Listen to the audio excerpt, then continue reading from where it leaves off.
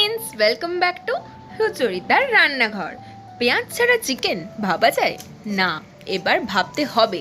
সুচরিতার রান্নাঘর নিয়ে এসেছে নতুন চিকেন রেসিপি উইথাউট অনিয়ন। আর গ্যারেন্টি দিচ্ছি, একবার খেয়ে দেখুন, ভুলতে পারবেন না। এই চিকেন রেসিপিটা করার জন্য আমি 700 গ্রাম মতো মাংস নিয়ে নিয়েছি এবং মাংসগুলো একটা বাটিতে ঢেলে তাতে আমি একে একে হলুদ গুঁড়ো, লঙ্কা গুঁড়ো, নুন, 1 চামচ জিরে গুঁড়ো, 1 চামচ ধনে গুঁড়ো, 1/2 চামচ শাহি গরম মশলা আর 1 চামচ কাশ্মীরি লঙ্কার গুঁড়ো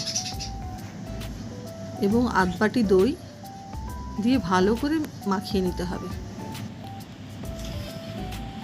মাখানো হয়ে গেলে তাতে 2 চামচ তেল দিয়ে আরেকবার ভালো করে মাখিয়ে নিতে হবে।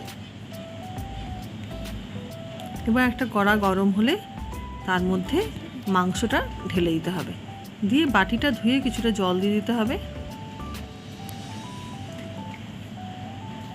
এবং আদা রসুনের পেস্টটা 4 চামচ এর মধ্যে দিয়ে দিতে হবে।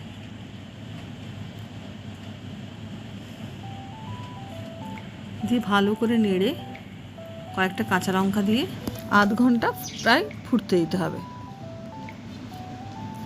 মাংসটা সেদ্ধ হয়ে গেলে নামাবার আগে 1 চামচ চিনি, 1 চামচ গরম মশলা এবং 1 চামচ ঘি দিলেই রেডি চিকেন রেসিপি পেঁয়াজ ছাড়া। একবার করে দেখুন, অবশ্যই ভালো লাগবে, খেলে ভুলতে পারবেন না।